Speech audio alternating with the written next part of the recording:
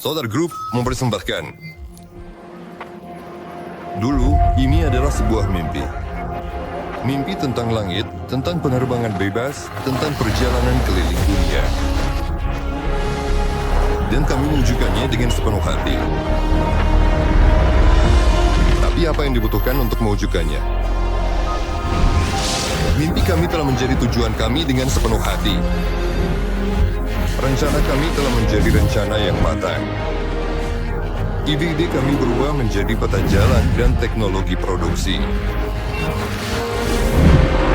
Jadwal kami sudah terisi untuk bertahun-tahun ke depan.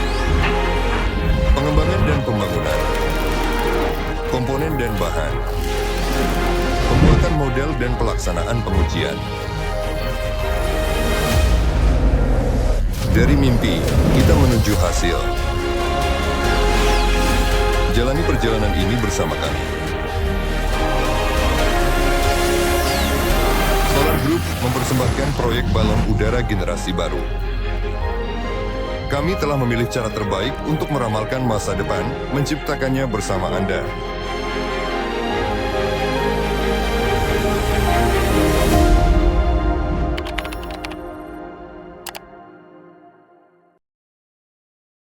Halo semuanya, sudah lama tidak bertemu. Kami kembali di kantor Aeronova, proyek New Generation Airships. Hampir sebulan kita tidak bertemu.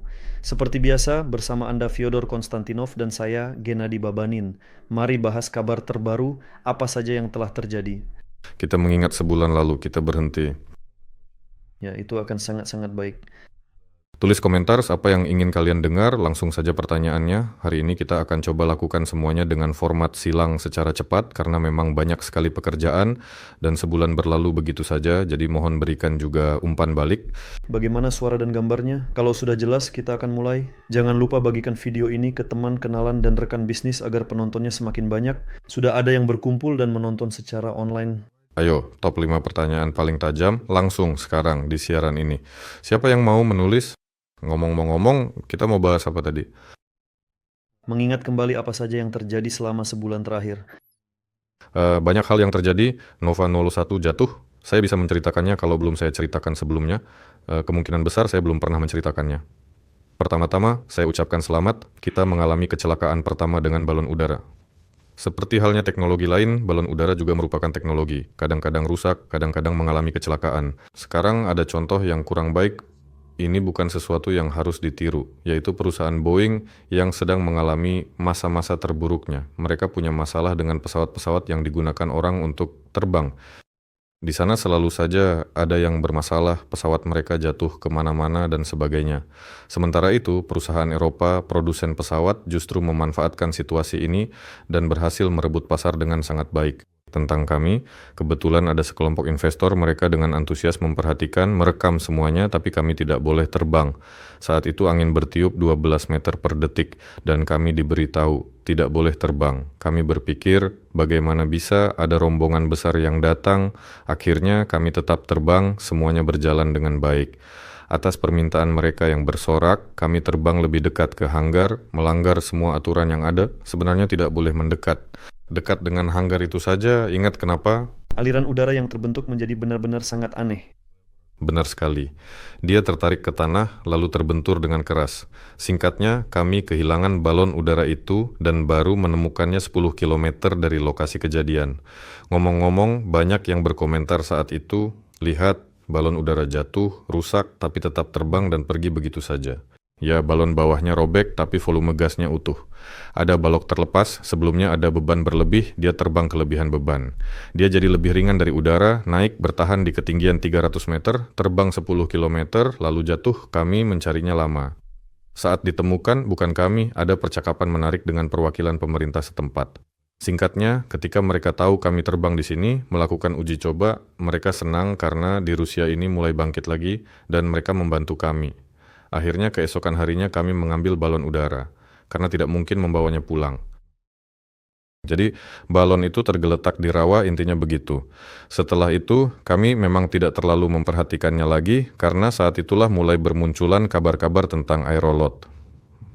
Apa yang kami miliki saat itu adalah pengisian pertama pada selubungnya. Kalian pasti sudah lihat postingannya. Kami mengisinya di luar ruangan. Dan seharusnya sejak saat kami mengisi aerolot, dalam waktu sebulan kami sudah harus merakitnya, bahkan lebih cepat merakit dan menerbangkannya.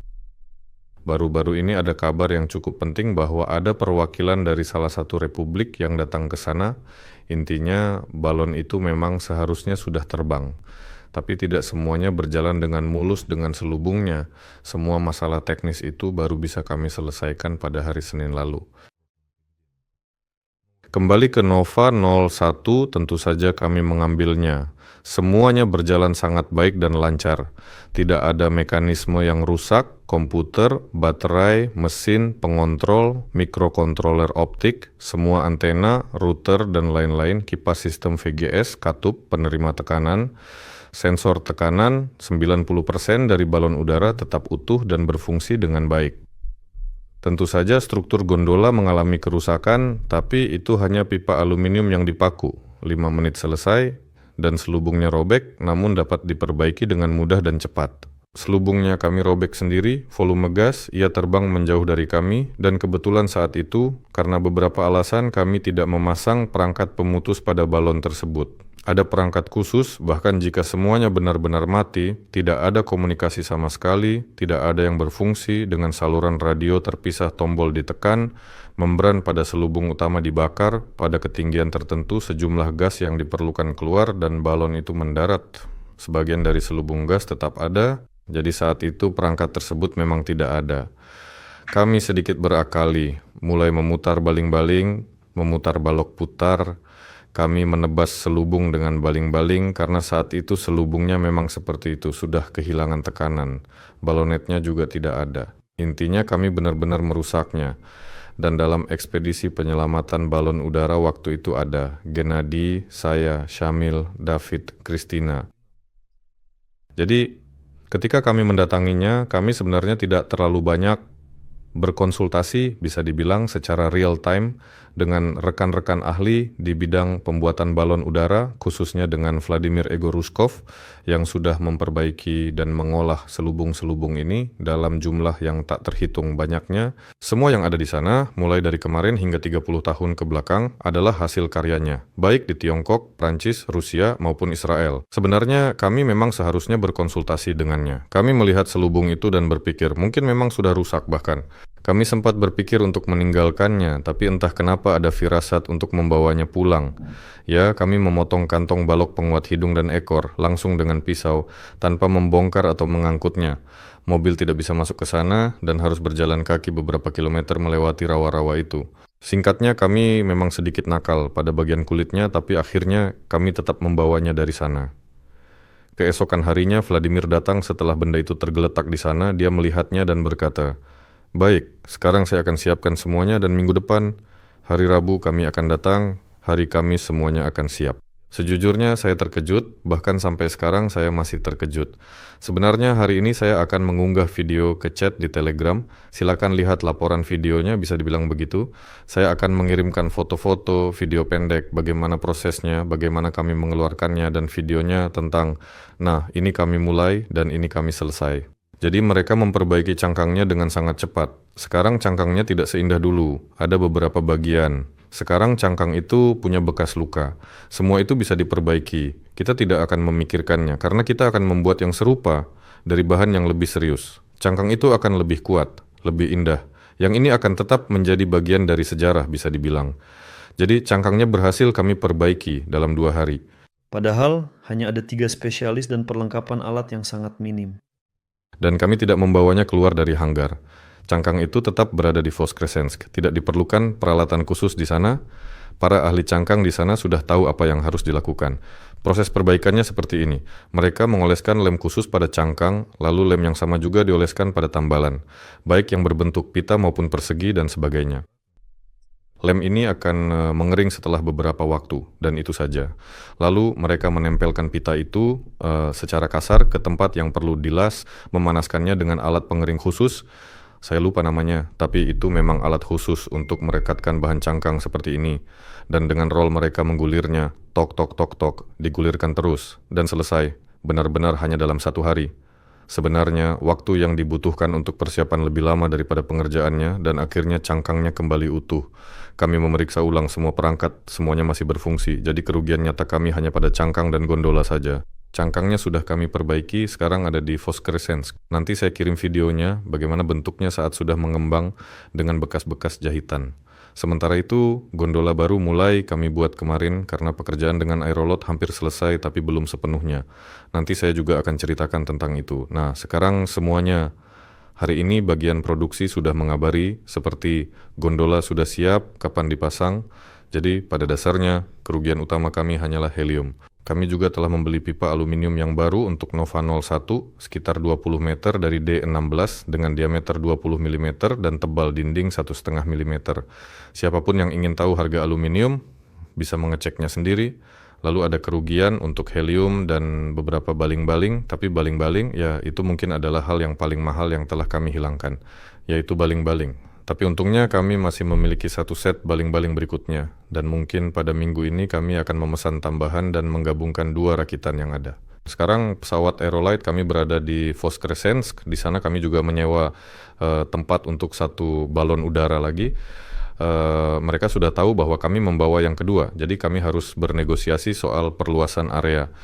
Memang sedih, tapi mau bagaimana lagi. Untungnya tempat itu ada, terima kasih kami masih bisa muat di sana dan mereka mengizinkan kami untuk terbang. Sebenarnya semua mendukung, semua senang. Baru-baru ini ada anak-anak dari Zhukovsky datang ke sana. Mereka membuat drone atau autogyro tanpa awak. Kami lewat dan saya dengar mereka berbisik, balon udara, balon udara. Saya pun mendekat dan bertanya, apa kalian tertarik ya? Mereka menjawab, nah iya, itu balon udara kalian yang jatuh beberapa hari lalu, di sini jatuhnya. Langsung bilang, ya punya kami jatuh. Jadi anak-anak dari Zhukovsky yang mengerjakan drone autogyro datang sehari ke Voskresensk ke lapangan uji coba untuk terbang. Mereka mengikuti perkembangan proyek ini dan keren. Saat itu saya senang berdiri dan ngobrol dengan mereka. Jadi kabarnya sudah tersebar ada anak-anak di Voskresensk. Saya tidak tahu apakah itu hanya kabar burung atau bukan. Entah bagaimana mereka tetap memantau. Intinya semua orang tahu apa yang kami lakukan, apa itu. Mereka menunjukkan rasa hormat dan berkata, kalian mengerjakan hal yang baik, ayo lanjutkan, semua dukungan untuk kalian. Nah sekarang semuanya juga kebetulan pas. Pesawat udara kami sudah siap untuk diisi gas helium dan ini Nova 01. Minggu depan mungkin kita akan melihat kedua balon udara itu diisi helium, yang sudah dengan daya angkat, semuanya seperti seharusnya, dan kita akan terbang. Saya bisa sedikit bercerita tentang pesawat udara.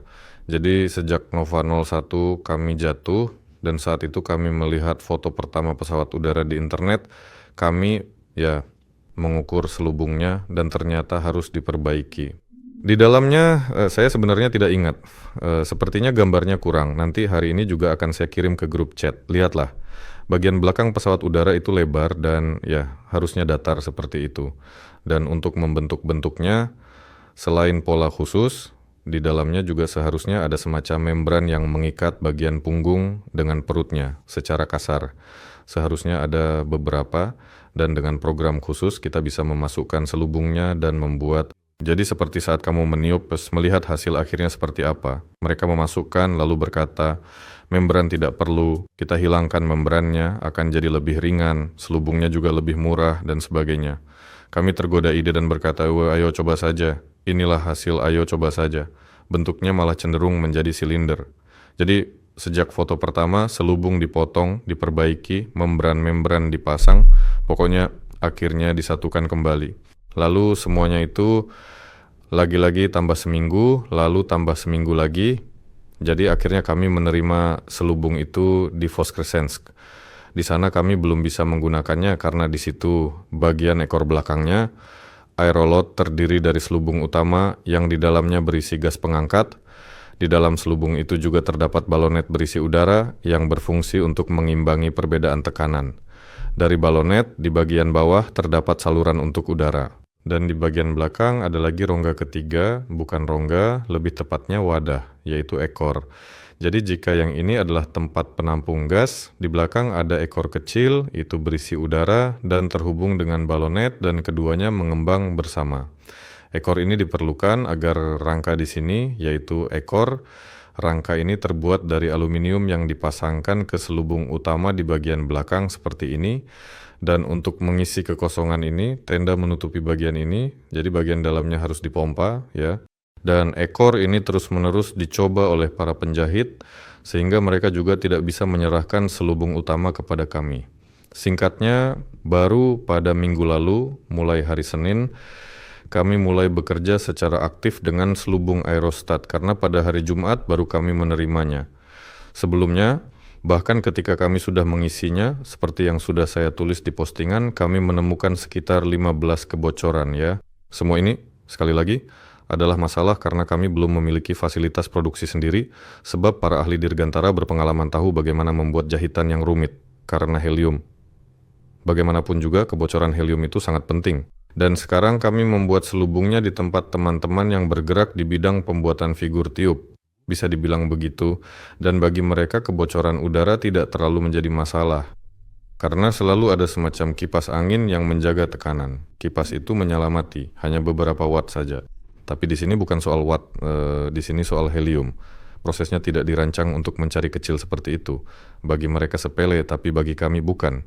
Jika udara bocor perlahan helium seperti yang dikatakan Vladimir Yegorushkov, kalau tidak percaya helium itu superfluid. Sudahlah, tekanannya tetap normal. Bahkan jika tekanan turun saat menggunakan udara, dengan helium tekanannya akan turun jauh lebih cepat.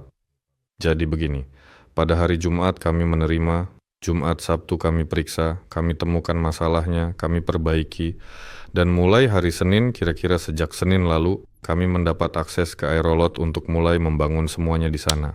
Berbagai elemen penting sudah dipersiapkan dengan cermat. Anda bisa melihat di sana ada ekor pesawat yang memiliki 4 bidang utama, yaitu 2 sirip tegak vertikal yang menonjol dan 2 sirip horizontal yang stabil. Ya, semuanya telah terpasang pada satu rangka yang sangat kokoh. Jadi semua komponen penting sudah siap sedia. Konstruksinya terbuat dari aluminium, disatukan dengan paku keling yang kuat. Ada juga sudut-sudut penguat, penjepit khusus, pelat penguat tambahan, semuanya ada di sana. Semua itu memang sudah dipersiapkan, tapi tetap saja semuanya akan dirakit langsung di tempat pemasangan. Di postingan sudah disebutkan bahwa bentuk aktual dari selubungnya sangat berbeda dengan bentuk teoritisnya. Singkatnya, kami benar-benar menghabiskan waktu seminggu penuh hanya untuk membuat bagian ekor ini, membuat gondola hidung, dan membuat gondola kargo yang sekarang menjadi tempat dudukan roda pendarat. Di sana terdapat 3 titik penyangga utama. 1 roda utama berada di gondola hidung pesawat dan 2 roda lainnya di bawah badan pesawat terletak pada gantungan kargo. Gondola kargo mungkin memang bisa disebut begitu, sebuah gondola kargo yang sangat penting. Nah, kami terus merakitnya dengan cermat dan teliti pada minggu lalu, dan kemudian ada sebuah delegasi penting yang datang berkunjung. Pada hari Kamis yang lalu, kami ternyata berada di kantor perwakilan tetap Yakutia, di mana hadir perwakilan dari pihak administrasi pemerintahan maupun dari kalangan bisnis yang sedang berkembang pesat di wilayah Yakutia. Di sana memang ada proyek-proyek besar yang sedang dan akan segera dijalankan, dan semua orang sangat paham mengenai masalah transportasi dan juga logistik. Untuk merealisasikan proyek-proyek besar ini dibutuhkan solusi yang efektif. Untuk proyek-proyek besar, ya memang ada masalah yang signifikan di bidang logistik dan solusi itu sangatlah dibutuhkan. Dan di sana ternyata perwakilan dari dunia usaha, ya korporasi, mari kita sebut saja begitu, yang sudah sangat dikenal luas, untuk saat ini belum bisa disebutkan namanya. Singkatnya, mereka sendiri dalam tim proyek mereka sudah sampai pada kesimpulan bahwa teknologi balon udara lah yang mampu menyelesaikan masalah ini. Dan di sana tidak ada situasi di mana Aeronova melakukan presentasi atau membuktikan kepada siapapun bahwa balon udara itu diperlukan dan bermanfaat. Sebaliknya, kami dipanggil ke sana karena mereka memahami bahwa ini dibutuhkan dan bermanfaat, dan kami langsung membahas hal-hal faktual. Apa, berapa, kemana, dari mana, dukungan apa yang diperlukan, serta tenggat waktu proyek. Kami memaparkan rencana dan kemampuan kami, bagaimana semua ini bisa digabungkan dan dikembangkan dalam satu arah yang sama. Itu terjadi pada hari Kamis, dan pada hari Sabtu mereka ingin datang untuk melihat pesawat udara yang sedang terbang. Sayangnya, pada hari Sabtu pesawat itu tidak terbang karena banyak sekali alasan. Ini adalah penundaan yang terus-menerus dari segala sisi, baik dari tim pembuat selubung maupun bukan hanya mereka. Kami juga memiliki sebuah sistem kendali yang seharusnya sudah bisa dibuat jauh lebih awal dari yang lain, karena di Nova 01 sistem itu sudah berfungsi dengan baik. Tinggal ambil yang sama persis dan buat yang serupa saja. Tidak, sebenarnya sistem itu punya nama internal, Sople Maquette Noe, the prototype darurat. Saat kami sendiri yang mencetak, mengukir, dan membuat papan sirkuit bertingkat, misalnya ketika kami membuat mikrokontroler untuk jaringan optik. Dan dalam format seperti itu, semuanya sudah benar-benar siap, dan tinggal ambil saja, lakukan hal yang sama persis, pasang di pesawat. Tidak, mari kita buat papan sirkuit yang layak, desain ulang secara menyeluruh, pesan semua komponennya di Resonate, lalu rakit kontroler yang benar-benar bagus, yang nantinya akan dipasang di Nova 2. Secara umum kami juga mengalami sejumlah kesulitan dengan hal ini, jadi untuk sementara kami memutuskan untuk tidak melakukannya seperti itu, dan akhirnya kami memindahkan tugas ini ke Nova 2, ke musim dingin, agar semua kontroler ini bisa tersedia. Untuk pesawat, sekarang kami membuat salinan penuh yang sangat detail dari apa yang ada di Nova 01, tetapi di sana tidak bisa benar-benar sama persis.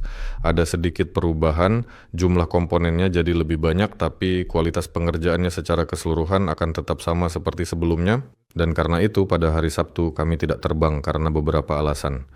Dan kami mendapat permintaan dari orang Yakutia. Mereka bilang kami ingin datang pada bulan Oktober saat pesawatnya sudah bisa terbang. Dan Oktober semuanya pasti akan terbang, baik Nova 01 maupun pesawat. Sangat menarik melihat bagaimana pesawat akan terbang, karena dengan Nova 01 semuanya sudah jelas. Itu adalah bentuk klasik yang sudah lama diketahui, baik insinyur, produksi, maupun semua orang. Model dinamisnya juga sudah dibuat, begitu juga model matematis yang baik, semua uji terowongan angin, penyeimbangan, dan pembagian berat, semuanya sudah dihitung, dan semuanya baik-baik saja, pesawat itu sudah terbang. Siapapun yang melihatnya langsung tahu pesawat itu mudah dikendalikan, mengingat ukurannya kecil dan umumnya sulit dikendalikan. Semakin besar, semakin baik, pesawat itu tidak ada masalah.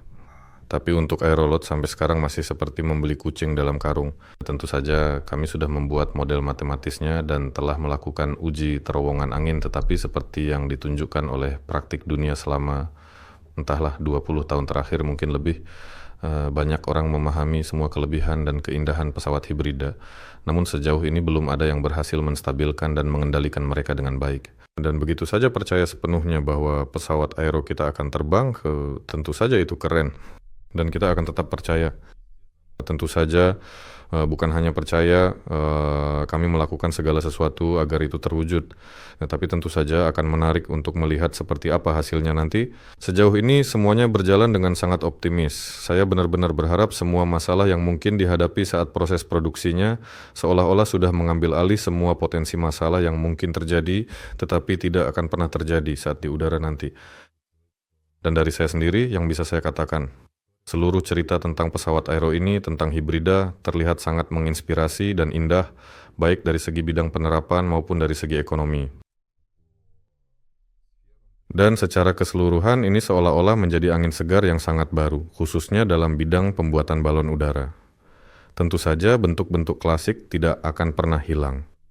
Jika itu adalah balon udara yang sederhana, yang mampu mengangkat sesuatu yang tidak bisa diangkat oleh alat lain, membawa ke tempat yang tidak bisa dijangkau, ketika setiap rupiah dihitung per ton kilometer, itu benar-benar klasik. Secara umum itu akan berhasil. Ya, dia hanya mengangkut sesuatu dari titik A ke titik B, tetapi untuk tugas-tugas yang benar-benar menarik, seperti membawa 60 ton lalu kembali tanpa muatan balik atau terbang dengan kecepatan lebih tinggi, dan secara keseluruhan juga tampak keren. Ini adalah perangkat hibrida mereka. Sebenarnya perangkat klasik juga bisa dibuat agar bisa kembali tanpa balas. Itu sama sekali bukan hal yang sulit untuk dilakukan, sungguh. Tapi ketika melihat Aerolot, kamu melihat sesuatu di dalamnya, sesuatu dari masa depan, benar-benar sesuatu yang menarik. Jadi kami percaya pada itu, melakukan segalanya agar bisa terbang, dan itu pasti akan terbang.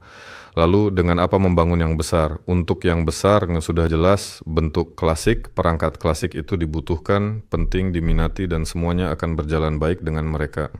Misalnya, balon udara pemantau sama sekali tidak akan menjadi hibrida. Mereka hanya akan seimbang, hanya klasik.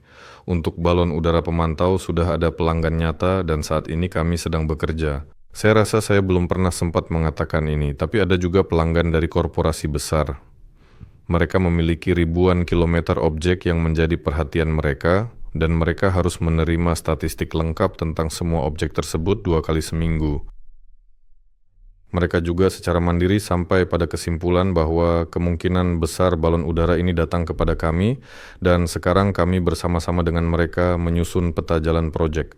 Bagaimana langkah demi langkah kami akan mencapai titik di mana mereka akan memiliki seluruh jaringan balon udara pemantauan ini, yang akan mereka rawat dan kelola sendiri dan sebagainya. Jadi kami memiliki klien yang memesan secara turnkey untuk pengembangan seluruh jaringan pemantauan yang sangat besar. Kliennya sangat serius ya, saya sangat berharap semuanya akan berjalan lancar dengan mereka dan kami WT dapat memenuhi semua kebutuhan, persyaratan dan sebagainya. Sementara ini semuanya tampak positif, jadi seperti yang klasik yang sudah kami mulai sejak awal itu memang benar-benar dibutuhkan, benar-benar penting, dan Nova 01 serta Nova 2 sudah dimasukkan, juga Nova 8, jadi mereka berada di barisan terdepan. Ini bisa dibilang adalah jalur aman kami yang sudah pasti berhasil. 100 tahun lalu sudah terbang, tidak ada yang berubah, hukum fisika tetap sama, mereka pasti akan terbang dan mereka memang benar-benar dibutuhkan. Sedangkan hibrida masih tertinggal, jadi kita lihat saja nanti bagaimana penerbangan hibrida pertama. Kami berharap semuanya akan baik-baik saja dengannya. Jika ternyata tidak terlalu baik, masih ada yang bisa diperbaiki, maka akan kami perbaiki. Jika ada kemungkinan semuanya berjalan dengan sangat baik, tentu saja kami akan terus menyempurnakannya, dan setelah kami benar-benar yakin bahwa ya, ini berhasil, kami akan lanjut ke pembangunan yang lebih besar. Sebenarnya mereka juga sudah berada dalam semacam format yang setengah dirancang dengan cermat. Karena administrator yang berdedikasi, Sergeyevich Kmel, memang tidak pernah melepaskan topik penting ini. Ia terus-menerus mendorong dan memperjuangkannya dengan gigih selama puluhan tahun yang panjang. Sebenarnya mereka harus mundur selangkah untuk merancang yang kecil. Kapasitasnya minimal 3.000 meter kubik, tidak pernah kurang dari itu, jadi bahkan ada cadangan di sana, tetapi semuanya akan disesuaikan tergantung pada hal ini. Bahkan sekarang ketika mereka mulai bekerja secara aktif dengan yang kecil, mulai dari matematika, aerodinamika, membuatnya bentuknya sangat berubah. Secara konsep tetap sama. Kami menyebutnya 3 sosis, di mana ada 1 volume besar di tengah dan 2 volume kecil di samping. Dulu bentuknya kadang simetris, kadang lebih besar, kadang lebih kecil, tapi sekarang ahli aerodinamika memoles bentuknya dan sekarang sudah menjadi bentuk final. Tentu saja ini tidak terlalu berpengaruh pada pengembangan perangkat besar. Di sana bentuknya juga berubah, masih banyak lain yang bisa berubah, meski tidak kritis dan nanti akan beralih ke sana. Mengeluarkan ekspres dalam sebulan. Apa yang terjadi, teman-teman? Dan di Nova 2 juga banyak sekali hal-hal menarik yang telah terjadi. Waktu itu saya mengirimkan sebuah gambar, di situ ada yang bertanya, di mana sebenarnya mesin-mesin lasnya itu? Nah, sekarang semuanya sudah ada di Rusia. Kami mengalami beberapa kejadian yang cukup menarik terkait dengan area di mana semua peralatan itu seharusnya ditempatkan. Saya ingatkan ada sebuah ruangan kecil yang penting di Lyubertsy. Di sana saat ini sedang dilakukan perakitan gondola Nova 2 dengan cermat, pembuatan perlengkapan secara lengkap, semuanya berjalan, dan nanti ketika proses informasinya sudah lebih matang, ketika ada lebih banyak lagi hal menarik di sana, kita bisa pergi ke sana, mungkin mengadakan webinar, berjalan-jalan, menunjukkan semuanya secara detail, dan menceritakan semuanya. Itu di Lyubertsy. Selain itu ada juga produksi mekanik yang sudah kami pindahkan ke area sewaan. Ya, di sana ada perusahaan besar yang memang sudah memiliki banyak mesin. Ya, kami menempatkan mesin-mesin kami di sampingnya dan pokoknya semua proses mekanik di sana sudah berjalan. Tapi untuk produksi cangkang ada banyak rencana berbeda, di mana itu akan ditempatkan. Apakah di aerodrom milik sendiri yang sampai sekarang omong-omong belum ada, seperti yang bisa Anda lihat dari berita, tidak ada yang merayakan akuisisi hebat ini. Di wilayah Moskow, di Moskow sendiri, pokoknya di mana-mana kami mencari tempat itu, dan terima kasih banyak kami ucapkan kepada salah satu institut besar penerbangan sipil kami yang terkemuka. Mereka juga menawarkan bantuan. Mereka sangat menyukai semua topik yang kami geluti dengan serius, dan mereka punya ruang yang cukup luas, dan mereka bilang, silakan, ambil saja tempat ini. Tapi untuk saat ini, di sana perlu banyak sekali perbaikan. Singkatnya, ada satu tempat yang sangat sulit untuk disewa, tapi kami sangat menginginkannya, dan kami sudah mendapat keputusan positif dari mereka. Bisa dibilang kayak lokasinya cukup jauh dari Moskow, di mana tepatnya kayak untuk saat ini saya belum akan bilang, semoga saja semuanya lancar. Saat ini kami belum di sana. Intinya, masalah tempat sudah teratasi dan semua peralatan akan dikirim. Kami berharap selama Oktober ini kami bisa memasang semuanya, membuatnya siap beroperasi, sehingga November kami sudah bisa mulai membuat cangkang Nova 2. Jika kami mulai membuatnya di November, maka di November juga kami akan selesai. Ini adalah kabar baik, tapi seperti biasa akan ada sesuatu yang mundur jadwalnya. Namun sebelum tahun baru, kita harus melihat cangkang besar balon udara itu, dan bersamaan dengan itu, berbagai elemen lainnya harus siap. Sirip ekor, penguat hidung, penguat buritan, dan baling-baling kemudi buritan. Semuanya sudah dirancang, dokumen konstruksi sedang diterbitkan, bahkan banyak yang sudah dikirim ke produksi. Produksi bisa dibilang sekarang sedang mengambil napas dalam-dalam. Sebelum lonjakan 6 bulan tersebut, ada produksi percontohan. Kita sudah mulai membedakan antara produksi percontohan dan persiapan untuk produksi serial. Produksi percontohan bagaimanapun juga adalah tentang kreativitas, sementara produksi serial adalah tentang keteraturan. Dan semacam ban berjalan. Ya, ini memang proses yang agak berbeda. Jadi produksi percontohan menarik napas dalam-dalam dan bersiap untuk itu. Kami semua sangat menantikan dan sangat menginginkan semua ini. Ngomong-ngomong, mesin untuk Nova 2 buatan Belgia sepertinya sudah hampir sampai. Itu sangat keren. Mereka seharusnya sudah tiba di sini pada bulan September. Tapi ada beberapa anomali cuaca di Eropa, ya, ada yang sedang cuti dan sebagainya. Nah, intinya sekarang sudah Oktober dan mereka bilang semuanya harap tunggu. Jadi keren, kami menunggu. Kami sudah punya deretan stand yang menumpuk karena Aeroflight. Produksi percontohan kami sempat sedikit tertunda. Sekarang akan kembali berjalan. Kami punya stand 48 volt di sana. Ada juga stand dengan GSU. Itu adalah sistem tenaga hibrida. Instalasi, kami punya ICE di sana. Lalu ada generator, kemudian semua komponen lainnya. Secara garis besar, sistem pengendali motor listrik dan baling-baling, jadi stand seperti itu harus kami rakit. Stand 12 volt juga harus kami rakit. Secara umum, semua komponen sudah sepenuhnya siap agar seluruh bagian dalam yang penting dari balon udara, tanpa selubung utama yang besar, tanpa gondola penumpang, bisa dirakit dengan cermat dan berfungsi dengan baik di atas stand khusus. Sebenarnya, musim gugur ini kami menyelesaikan semuanya. 1 bulan pertama lewat, tinggal 2 bulan lagi. Kami mulai bekerja, saya rasa kami mengejar ketertinggalan, semuanya berjalan. Ini adalah perlengkapan tambahan yang terpasang secara khusus pada mesin Belgia ini. Di sana ada sebuah generator yang satu ini baru saja tiba dan masih sangat baru.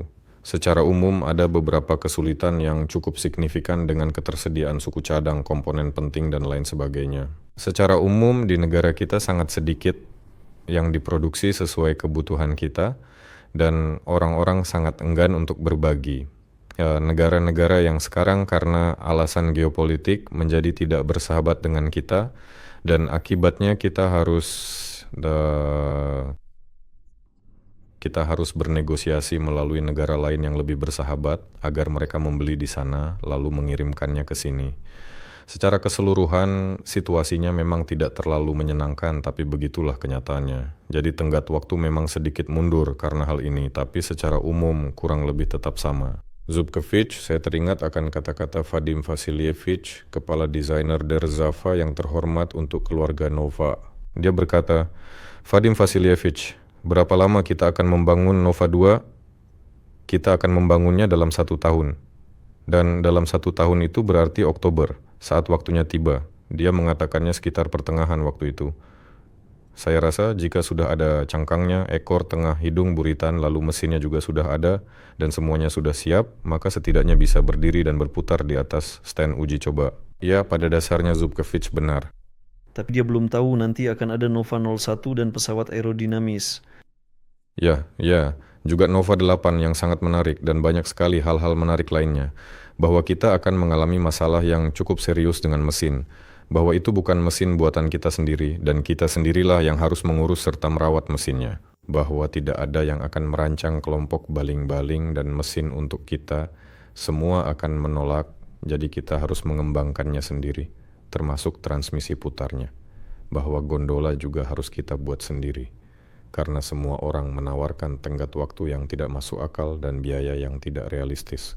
Daftar pekerjaan yang kami tangani sendiri telah meningkat pesat secara signifikan dan slogan-slogan di awal proyek tentang kerjasama yang luas dan mendalam untuk saat ini masih tetap menjadi slogan saja, beralih ke tahap produksi serial yang lebih kompleks karena ternyata berdasarkan pengalaman yang telah kami dapatkan di tahun-tahun sebelumnya, saya ingin mencatat bahwa di dunia penerbangan telah terbentuk semacam suasana seperti ini.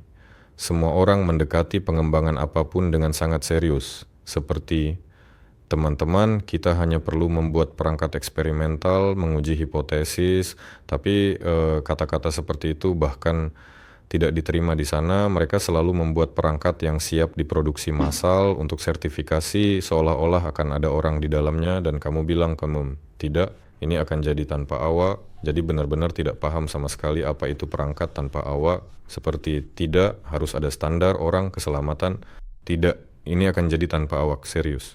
Bahkan menembus tembok ini saja sulit, karena teknologi tanpa awak ini memang benar-benar bisa dibilang tren baru, yang sebelumnya memang belum pernah ada. Seluruh dunia penerbangan, pendidikan, bahkan industrinya semuanya difokuskan untuk menciptakan penerbangan di mana orang masuk ke dalamnya, baik untuk mengendalikan maupun berpindah tempat. Ya memang ada persyaratan, saya setuju, tapi bahkan untuk membuat perangkat seperti itu tetap saja ada perangkat yang hanya perlu sertifikasi satuan, ada juga perangkat eksperimental, jadi sebenarnya tidak harus langsung membuatnya untuk sertifikasi misalnya, ya membuatnya untuk satuan. Dan entah kenapa tetap saja semua orang berpikir, jadi ada banyak sekali kerumitan. Singkatnya, kami juga menghadapi banyak kerumitan ini dan alhamdulillah semuanya sudah terlewati. Dan begitu kami di dalam perusahaan berhenti menyebut dua baru sebagai dua baru, kami memperkenalkan istilah laboratorium terbang. Ini adalah laboratorium terbang. Ini dengan menyebutnya sebagai laboratorium terbang, prosesnya menjadi jauh lebih lancar, semuanya berjalan lebih cepat, dan konsep itu diterima dengan baik di dalam perusahaan. Tapi dengan orang-orang yang kamu temui di luar, konsep itu belum sepenuhnya diterima. Di luar masih belum berubah. Begitu mencoba menyerahkan beberapa pekerjaan ke pihak luar, di sana mulai muncul reaksi, waduh kalian serius? Tidak, pelan-pelan saja, jangan buru-buru, ini serius. Nova 8, Nova 35, sementara masih tahap not understanding. Kami ingin menunjukkan dengan contoh kami sendiri bagaimana ini bekerja. Akan kami tunjukkan. Saya ingin bercerita tentang kelompok mesin baling-baling, tentang VKD, tapi untuk saat ini belum, kami sedang memproduksi. Nah, itu kalau kita masuk ke detailnya. Semuanya sedang dikerjakan, gambar teknis sedang dibuat, gambar teknis dikirim ke produksi, produksi sedang dipersiapkan, peralatan sedang dibuat, bahan-bahan sedang dibeli.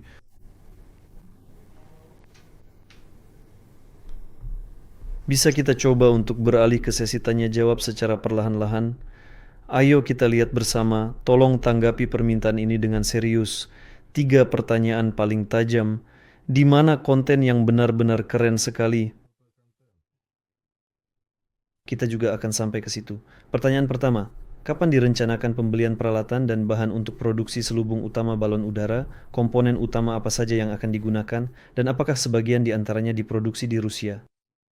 Peralatan yang sudah dibeli di wilayah negara kita, tinggal menunggu sampai tiba di tempat kita. Bahan-bahan yang sudah dibeli, semuanya sudah ada di gudang kita, semuanya tersedia di Rusia.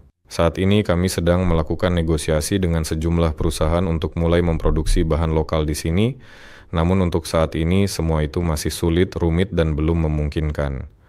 Ada bahan bersertifikat dari negara sahabat, dan untuk saat ini memang masuk akal untuk fokus pada bahan tersebut. Saya paham tahun depan tidak lebih cepat dari itu, para mitra Rusia kita mungkin baru akan menyadari bahwa hal ini memang diperlukan dan seseorang akan setuju serta mengambil tanggung jawab. Investasi dibutuhkan untuk memodernisasi lini produksi dan menata proses teknisnya. Biasanya perusahaan semacam ini membutuhkan waktu untuk mulai beroperasi. Setelah berjalan, lini-lini produksi tersebut akan menghasilkan material secara konveyor dan tidak ada yang mengutak-atik apapun.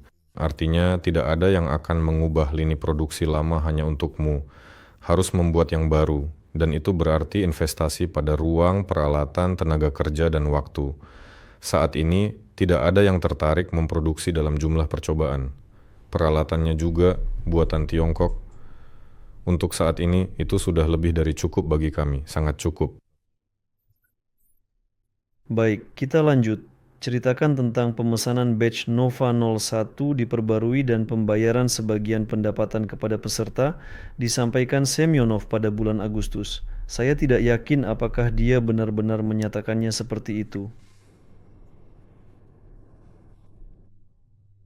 Perlu sedikit memahami konteksnya dengan lebih mendalam.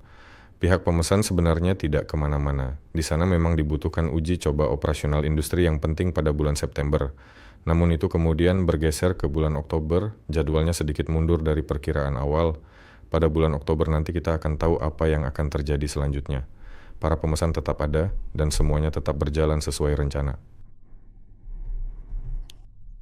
Selamat malam. Ceritakan tentang pengendalian jarak jauh. Bagaimana diimplementasikan? Dengan apa dikendalikan? Apakah dipertimbangkan pengendalian dari apartemen sendiri? Sistem komputer apa yang dibutuhkan? Apakah ada yang memutuskan untuk memiliki balon udara? Sistem komputer yang dibutuhkan sangat biasa saja, bahkan bisa dikendalikan melalui versi web dan tidak membutuhkan banyak sumber daya. Yang paling penting adalah koneksi internet yang bagus. Dari apartemen pun bisa, ya. Pertanyaannya, untuk apa? Bagaimanapun juga ini adalah peralatan yang cukup serius. Untuk drone kecil, seperti Vovan yang terbang di suatu tempat, baik dari kafe maupun dari smartphone, itu sama saja. Tapi jika ini adalah perangkat besar dan serius, semuanya memang dibuat khusus untuk mereka. Kemungkinan besar operatornya berada di tempat khusus, di mana dia tidak hanya menggunakan komputer, tetapi juga memiliki tempat kerja operator yang lengkap, sehingga dia tidak hanya mengandalkan keyboard, tetapi juga setidaknya, di sana akan ada mekanisme kendali khusus. Bagaimana ya mengatakannya? Coba saja googling. Seperti apa tampilan pengendalian jarak jauh truk tambang besar di Tiongkok dan bagaimana tempat kerja mereka dilengkapi bertanggung jawab. Ini pekerjaan yang serius. Orang-orang duduk di tempat yang sudah disediakan khusus, ya, memang supaya perhatian manusia tetap terfokus. Semuanya akan terlihat seperti itu juga. Tapi kemungkinannya sendiri, ya, untuk mengendalikan hampir dari smartphone saja memang ada. Bagaimana cara kerjanya? Ya, semuanya berjalan lewat internet. Sama sekali tidak ada bedanya ketika Anda memberikan sinyal melalui keyboard agar sebuah mesin kecil di monitor bergerak, atau ketika perintah datang melalui internet ke komputer onboard, lalu komputer itu mengirimkan perintah tersebut ke perangkat eksekusi yang relevan dan sesuai dengan instruksi yang diberikan. Terima kasih banyak kepada internet berkecepatan tinggi ini karena telah memungkinkan pertukaran data, dan juga kepada para ahli yang mampu mengubah data tersebut menjadi sesuatu yang logis untuk mengendalikan mesin-mesin besar. Baiklah, kita akan lanjut ke topik berikutnya. Pertanyaan selanjutnya adalah, mengapa bentuk aerolot itu seperti itu? Untuk tugas spesifik apa Gmail menciptakannya? Bentuk aerolot ditentukan oleh prinsip-prinsip aerodinamika yang kompleks. Pesawat klasik dalam mode penerbangan normal yang stabil ini hanya mengangkat sekitar 10% dari total daya angkatnya. Jika di dalamnya terdapat 100 meter kubik helium murni, maka secara teoritis ia akan mengangkat 100 kg ke atas. Artinya, ia hanya bisa membawa beban sekitar 10 kg, sedangkan 90 kg sisanya adalah berat dari selubung balon itu sendiri yang besar, baling-baling yang berputar, motor penggerak, dan berbagai komponen penting lainnya. Jadi, kelebihan berat sebesar 10-15% adalah hal yang sepenuhnya normal dan dapat diterima secara keseluruhan dalam pengoperasian balon udara berbentuk klasik dengan desain klasik yang telah teruji dan terbukti efisien dalam konteks operasionalnya. Misalnya, Gmail memiliki alat besar, sebuah hibrida. Alat itu dapat membawa beban tidak hanya dengan gaya angkat aerostatik, tetapi juga dengan aerodinamis. Pada alat klasik, bentuk bodinya simetris merupakan benda putar. Saat bergerak, alat ini hanya menghasilkan gaya angkat jika ada sudut serang tertentu. Jika hanya terbang lurus, tidak ada gaya angkat sama sekali, hanya hambatan depan. Namun, pada kapal udara Khmer, jika ia hanya terbang maju tanpa sudut serang, bentuknya sendiri, seperti sayap, menciptakan gaya angkat tambahan. Dengan demikian, ia dapat membawa muatan yang jauh lebih besar hingga 100% dari gaya angkatnya. Jadi, jika 001 membawa sekitar 10 kg, Aerolet bisa membawa 100 kg dalam volume yang sebanding. Untuk apa semua ini dilakukan? Untuk meningkatkan, bisa dibilang, efisiensi penerbangan itu sendiri.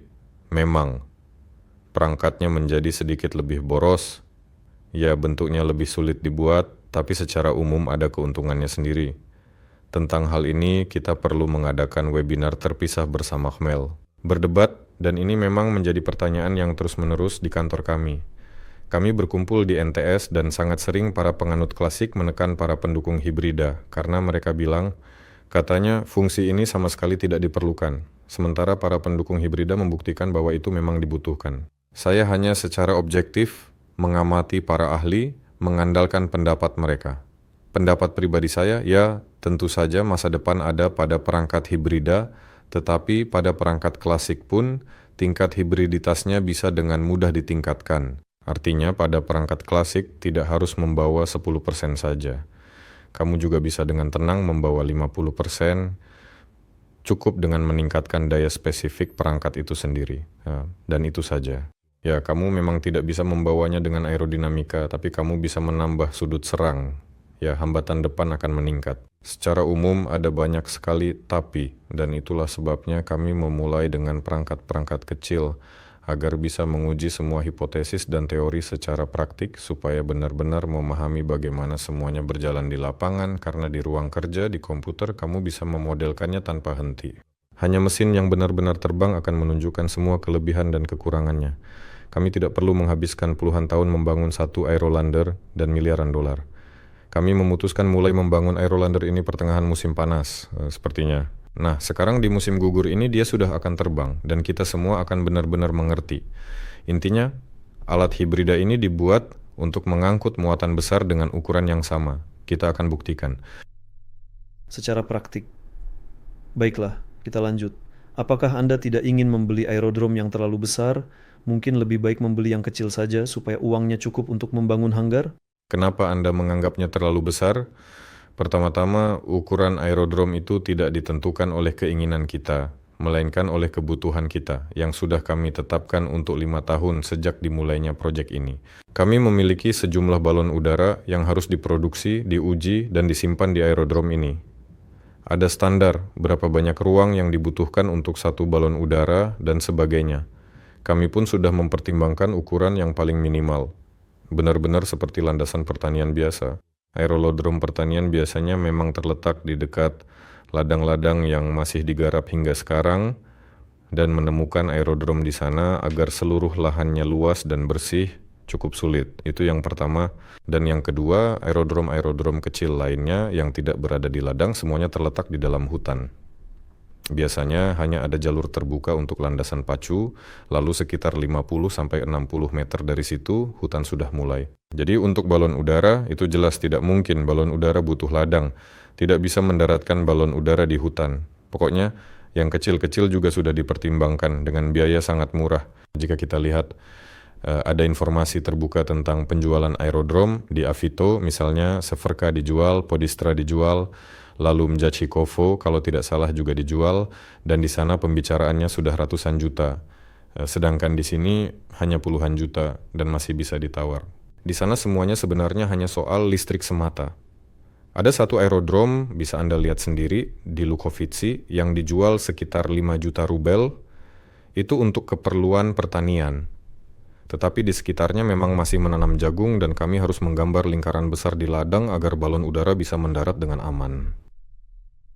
Dan dengan 5 juta rubel sebenarnya bisa dibeli, tapi jagungnya mengganggu. Intinya selama administrasi belum mau bekerja sama, ya sebenarnya bisa saja mengambil tanah itu dari pemiliknya, dari petani, lalu bilang, "Pak, tanam saja jagungmu di sini, dan di sini kami akan melakukan kegiatan kami." Kalau saja pihak administrasi berkata seperti itu, kami pasti dengan senang hati akan mengambil lahan itu. Tapi kamu harus menarik listrik ke sana, menyediakan air, ya, buat sumur, dan sebaiknya juga ada gas, karena hanggar-hanggar itu besar, memanaskannya tidak akan cukup hanya dengan cara biasa. Di musim dingin, kamu bisa kedinginan. Intinya, biaya di sana terus bertambah sedikit demi sedikit, dan bandara-bandara yang ada seperti landasan pertanian dengan lahan luas, tapi setidaknya sudah ada listrik, sumur, dan sebagainya, itu dijual lebih mahal. Ya, tentu saja harganya hampir setara biaya infrastruktur yang sudah dibangun. Intinya ada juga bandara besar yang masih beroperasi, Myachikovo, Severka. Untuk itu mereka meminta ratusan juta. Katanya sih infrastrukturnya sudah maju, punya nama, dan lain sebagainya. Ya, intinya dengan bandara yang sangat kami andalkan itu ternyata kami belum berhasil mendapatkannya. Tapi sebenarnya tidak masalah kalau belum berhasil karena memang tidak ada kebutuhan mendesak. Kami juga merasa sangat nyaman di lahan sewaan saat ini. Semua tugas kami tetap berjalan dengan baik dan lancar. Bahkan mungkin kalau semuanya berjalan dengan sangat lancar, entahlah siapa yang benar-benar tahu bagaimana jadinya nanti. Tapi sejauh ini kami belum membeli bandara. Seperti yang kalian semua bisa lihat, kami juga tidak berniat membeli yang terlalu mahal. Kami memang berencana untuk mengambil yang paling minimalis selama tugas ini masih terbuka lebar. Ngomong-ngomong, besok kami akan pergi ke sana, saya bisa merekam sebuah video. Rekam saja. Tentang konten di mana kontennya itu sebenarnya.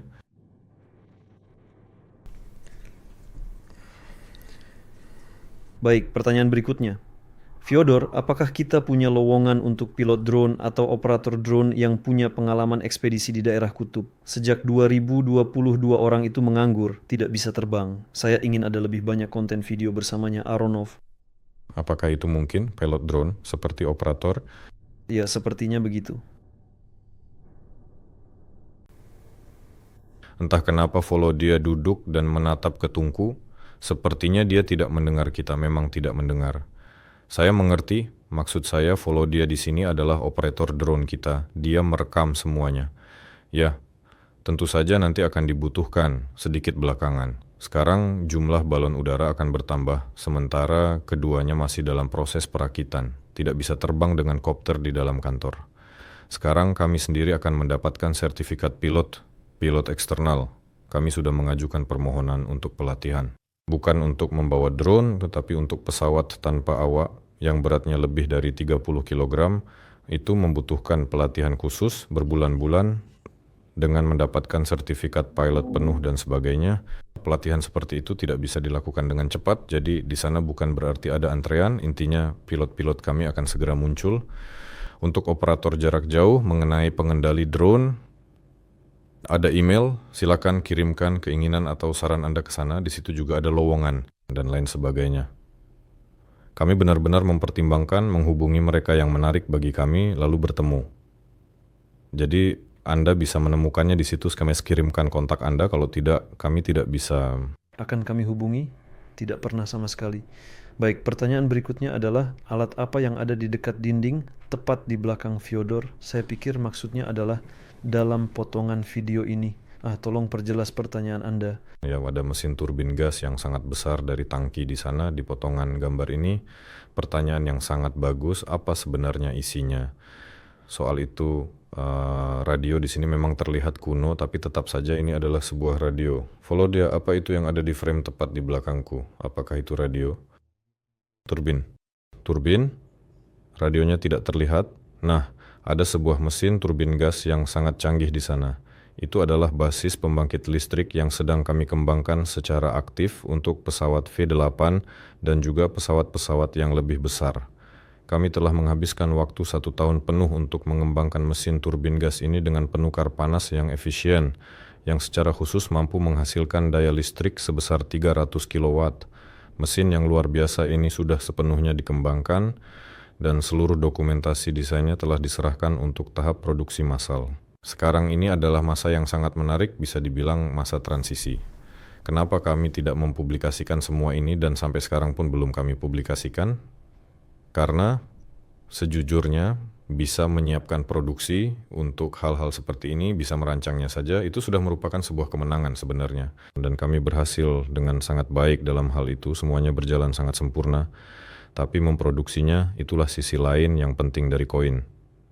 Begitu kami benar-benar yakin bahwa semuanya bisa diproduksi dengan baik, artinya semuanya akan dirakit dan dipasang di stand pameran, saat itulah kami akan sedikit membuka tirai ini dan bisa dibilang menaruh bobotnya, saya tidak tahu apa, ke dalam timbangan bahwa semuanya akan berjalan dengan sangat keren untuk kami dengan seiring berjalannya waktu dan ke depannya. Kedengarannya sangat menjanjikan. Jadi pertanyaannya, apakah kalian juga akan memproduksi balon udara di Yakutia? Untuk Yakutia, ya, di Yakutia kemungkinan besar di sana akan dilakukan perakitan secara knockdown. Mungkin sebagian komponen akan dilokalisasi di sana jika memang semuanya tersedia. Yang keren adalah mereka langsung teringat bahwa ada ruangan besar untuk pembuatan kapal yang baru saja dibangun, masih baru, sangat luas. Mereka bilang, oh, jadi kita tidak perlu membangun hanggar lagi, keren. Konsepnya memang seperti itu, bahwa kami membangun di tempat yang kami anggap sangat nyaman, semacam bandara eksperimental atau percobaan yang khusus untuk dirigible. Dan untuk para pelanggan kami, dimanapun mereka berada, di negara manapun di dunia ini kami harus mampu merakit dirigible tersebut di lokasi. Secara umum tentu saja lebih mudah untuk memindahkan sesuatu yang besar. Tapi di setiap tempat situasinya berbeda. Ada yang ingin memiliki fasilitas perakitan sendiri, bengkel perbaikan, layanan pemeliharaan, dan lain-lain. Tidak masalah. Ada juga yang hanya ingin membawa balon udara beserta tiang tambatannya, bukan menyimpannya di luar ruangan. Tidak masalah. Semuanya bisa berbeda-beda. Untuk wilayah Yakutia dibutuhkan armada balon udara yang sangat besar. Maksud saya sangat besar itu relatif terhadap kenyataan bahwa saat ini sama sekali belum ada balon udara di sana. Ya, maksudnya puluhan unit, kapasitas angkut 30 hingga 60 ton, itu sudah banyak. Nah, kami punya cukup banyak pekerjaan. Di sana perusahaan proyek besar, kelompok kerja, dan lain-lain. Tidak ada tindakan sewenang-wenang di sana. Jika secara objektif itu memang menjadi kebutuhan, maka itu akan menjadi kebutuhan. Sebagian produksi akan dipindahkan ke lokasi operasional agar selanjutnya pertama mendapatkan pengalaman dan kedua berubah menjadi stasiun layanan. Ya, memang seperti itulah prosesnya secara alami. Ada 2 negara di Afrika, mereka sangat mendorong kami untuk datang ke sana. Mereka juga membujuk dengan cara yang menarik. Semoga webinar ini tidak diterjemahkan. Mereka bilang, ayo kita buat perusahaan patungan. Kami punya dana jutaan dolar yang tak terbatas, siap untuk diinvestasikan. Kami punya lahan di negara kami, datanglah, bangunlah di sini. Ya, tentu saja kami akan pergi. Nanti saja, untuk sekarang ini kita beradaptasi dulu di tempat ini. Nah, ini sepertinya bukan sebuah pertanyaan yang membutuhkan jawaban, tapi lebih kepada sebuah komentar. Saya benar-benar tidak mengerti mengapa mereka mempertimbangkan pengembalian tanpa muatan sama sekali. Mereka sudah membawa kargo yang sangat berguna, lalu pulangnya diisi kontainer-kontainer berisi sampah. Apakah mereka dapat uang dari mengangkut sampah-sampah ini, atau apa saja sebenarnya yang terjadi? Karena skema dengan balas ini menimbulkan pertanyaan. Apakah burung tidak akan menembus balon udara Anda? Apakah balon itu tidak akan terbakar, tidak akan meledak, tidak akan jatuh? Dan pertanyaan-pertanyaan seperti itu juga muncul soal balas. Seperti, kenapa harus pakai balas? Memangnya dia tidak bisa terbang tanpa balas? Siapa yang tahu, mobil juga tidak bisa jalan tanpa bensin. Ada banyak nuansa pada berbagai jenis teknologi, misalnya pesawat, untuk menyalakannya harus ada gardu listrik besar yang menghasilkan listrik agar pesawat itu bisa dihidupkan. Tidak seperti mobil yang tinggal duduk lalu memutar kunci. Setiap teknologi yang serius membutuhkan perawatan yang serius dan segudang nuansa yang luar biasa agar semuanya bisa berfungsi dengan baik. Tidak ada yang instan. Nah, mungkin iPhone secara umum, peralatan rumah tangga modern sudah sampai pada tingkat di mana kita mulai berpikir bahwa teknologi yang canggih juga seharusnya semudah itu digunakan. Tidak, hal seperti itu tidak ada. Jadi soal skema balas, ya semuanya baik-baik saja dengannya, saya setuju. Sampah bisa diambil, apa saja bisa dilakukan. Oke, ada yang bertanya sedikit bagaimana cara datang ke pameran ini dan mendukung Aeronova, itu di chat. Kami sudah membuat yang khusus, lebih tepatnya topik di chat, namanya juga seperti itu, Dubai Pameran. Semua informasi ada di sana, di Telegram. Jadi begini, ada chat umum kita tentang dirigible. Di sana ada topiknya, silakan masuk ke situ, dan di sana kalian bisa bertanya Tapi secara umum semua informasi sudah ada. Cukup datang ke Dubai pada tanggal acara dan tim kami akan membantu proses registrasi. Kalian tidak akan bisa masuk tanpa registrasi, semua informasi ada di Telegram, silakan cek dan lihat-lihat di sana. Ya, selain itu tim dukungan teknis juga akan memberi saran di mana sebaiknya menginap agar lebih mudah menuju ke sana. Bahkan mungkin akan ada layanan antar jemput. Informasi seperti itu sudah ada. Akan seru jika kita semua bisa bertemu di Dubai. Bayangkan proyek kita baru berusia 1 tahun, tapi kita sudah di Dubai, di pameran penerbangan internasional satu-satunya perusahaan Rusia. Dan sudah balon udara. Ya, dan dengan proyek aeronautika paling ambisius dan inovatif yang pernah ada di milenium baru ini, sebuah pencapaian luar biasa yang bisa dibilang begitu. Sebenarnya saya sangat penasaran apakah akan ada perusahaan lain yang juga mengembangkan balon udara karena di dunia ini sebenarnya menarik juga apakah akan ada yang lain. Ya, kita bisa cek daftarnya. Sudah lama saya tidak mengeceknya. Waktu terakhir saya cek belum ada. Kalau begitu kita pasti menonjol di sana. Ya, tentu saja kita akan menonjol. Bayangkan saja, balon udara. Industri penerbangan di sini memang stagnan. Tidak ada hal baru yang terjadi.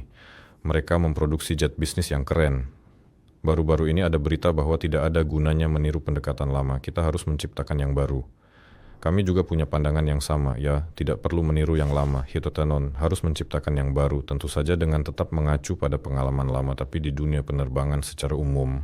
Memang jadi masalah besar, menciptakan sesuatu yang baru itu sulit, semuanya terlalu birokratis dan sebagainya, bahkan Boeing yang merupakan raksasa terbesar pun punya banyak masalah, dan dari satu pameran ke pameran berikutnya tidak banyak yang berubah.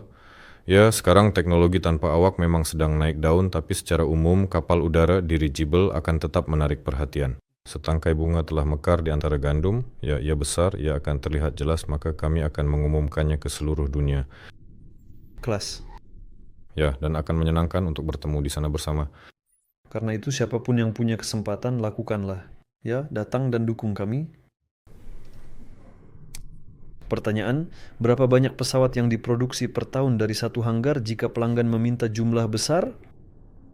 Tergantung ukurannya, tapi secara umum 1 unit per bulan sama sekali bukan masalah, dan itu sudah cukup untuk memenuhi semua angka yang kami dengar dari para pelanggan. Mereka membutuhkan puluhan unit jenis apapun, 3 ton saja, itu puluhan. Kalau 30 sampai 60 ton itu juga puluhan, itu jumlah yang besar, sebenarnya sangat banyak. Dan pesanan seperti itu, pesanan saja untuk puluhan unit 30 ton, lebih dari cukup menutupi seluruh proyek kita dengan keuntungan besar. Memproduksi 1 alat per bulan sangat memungkinkan, realistis, laju seperti itu memuaskan pelanggan. Bahkan tidak ada pembicaraan soal ribuan unit. Baiklah, pertanyaannya, seberapa kecil balon udara yang bisa kalian buat?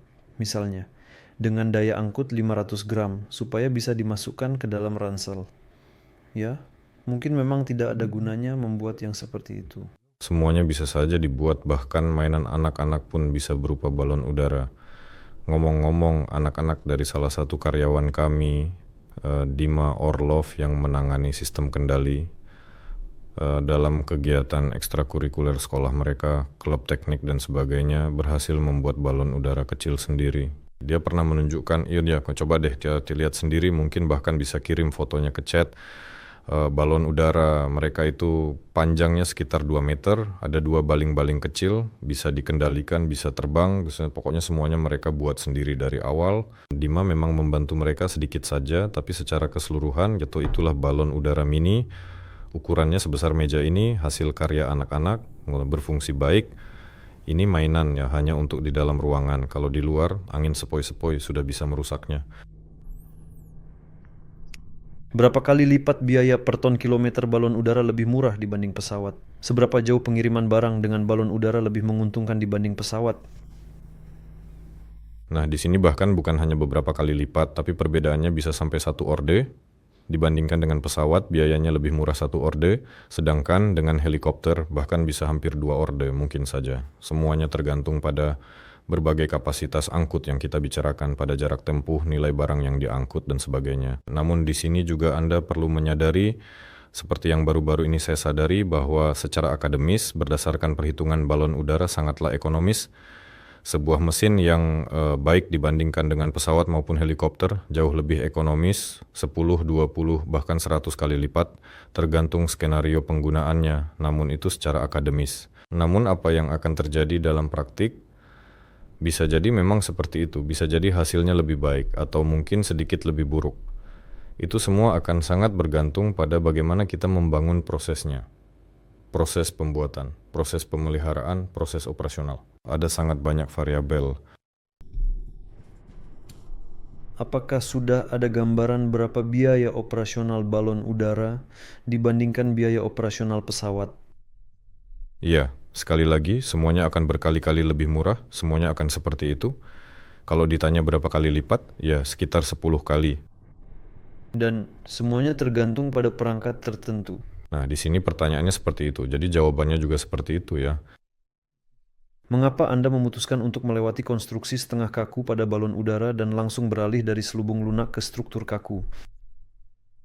Saya akan membocorkan sedikit rahasia. Aerolite itu sendiri adalah setengah kaku, jadi kami tidak melewatkannya. Kami hanya belum mengumumkannya secara resmi. Ya sudah setengah kaku, bahkan yang kecil ini pun. Baik, sepertinya pertanyaannya sudah habis. Bagus, sudah selesai. Sudah selesai. Teman-teman, kami mohon maaf karena jarang muncul di ranah informasi. Pekerjaan sedang menumpuk. Tambahkan aktivitas, tulis komentar, ramaikan chat. Kalian di mana? Di mana videonya? Kami bekerja sesuai permintaan, jadi kalau ada aktivitas kami akan lebih sering muncul. Terima kasih atas pertanyaannya. Pertanyaannya bagus-bagus. Kami bersama Gennady sudah menjawabnya dengan cepat. Semoga kalian tidak bosan. Philip meminta agar tidak bertele-tele, tidak terlalu lama memikirkan jawaban, dan sebisa mungkin menjawab dengan cepat. Jadi kami sudah menjawab dengan cepat. Minggu depan akan ada banyak hal menarik, dan pesawat nomor 1 kemungkinan besar akan segera terbang, mesin-mesin akan datang, banyak hal yang terjadi, baik di produksi maupun pengadaan. Kami benar-benar bekerja, sungguh. Jangan berpikir di sini hanya bersantai. Banyak anggota tim menghabiskan akhir pekan, hampir menginap di aerodrome, merakit dan bekerja keras. Dan bukan hanya di aerodrome, di sini di kantor juga sibuk sekali. Ya, kami punya para spesialis yang menangani VGS, ya, sistem udara dan gas untuk Nova 2. Mereka juga dilibatkan dalam perakitan maket bagian keras dari balon udara Nova 35, karena desainnya sudah dibuat, konsepnya sudah dipilih, dan di sana untuk pengujian kekuatan struktur, konstruksinya dihitung ulang dalam skala. Nah, di sana 1:1 tak terhingga. Jadi sekarang kami sedang membangun yang 6 meter, sedangkan Nova 35 itu sendiri panjangnya lebih dari 100 meter. Kami membangun maket 6 meter ini untuk melakukan eksperimen pada bagian keras dan sebagainya. Gennady akan segera membagikan informasinya kepada kalian. Dan pada dasarnya, Boris Sanich mengeluh bahwa para spesialis seharusnya mengurus katup, tapi mereka tidak melakukannya. Intinya, mereka membebani Gena. Pada akhirnya dia meminta bantuan, dan saya dengan senang hati setuju. Ya, sebenarnya grafik-grafik ini, ya, rencana tugas di kantor kami, nama-nama yang muncul itu saja. Padahal kami punya banyak karyawan, tapi tugasnya begitu banyak sehingga nama yang sama bisa muncul sampai 7 kali secara paralel. Tugasnya banyak, semuanya bergerak baik di sini maupun di sana. Kami memaksimalkan manajemen waktu setiap karyawan. Tapi yang paling lucu adalah bukan kami yang memaksa, semua orang melakukannya sendiri. Semua paham. Sekarang ini malam. Nanti setelah saya dan Gennady keluar dari studio, kantor masih ramai, semua masih bekerja. Tidak ada yang berniat pulang, itu keren. Dan orang-orang dari perusahaan besar juga datang, bahkan hari ini ada yang datang. Baiklah, saya tidak akan sebutkan dari mana dan siapa karena mereka masih aktif ya. Tapi mereka adalah para spesialis serius dari industri besar dan mereka bertanya bagaimana bisa membantu. Ayo kita bergabung, negara membutuhkan kapal udara, jadi semuanya keren, kita terus maju. Oke, semuanya. Sampai jumpa, terima kasih atas siarannya, kami pamit. Ya, teman-teman sekalian, jangan lupa untuk selalu aktif, tulis komentar, ucapan terima kasih, mungkin juga harapan, kritik yang membangun juga silakan ditulis. Sampai jumpa di episode berikutnya, sampai jumpa lagi, terima kasih banyak. Solar Group mempersembahkan. Dulu, ini adalah sebuah mimpi.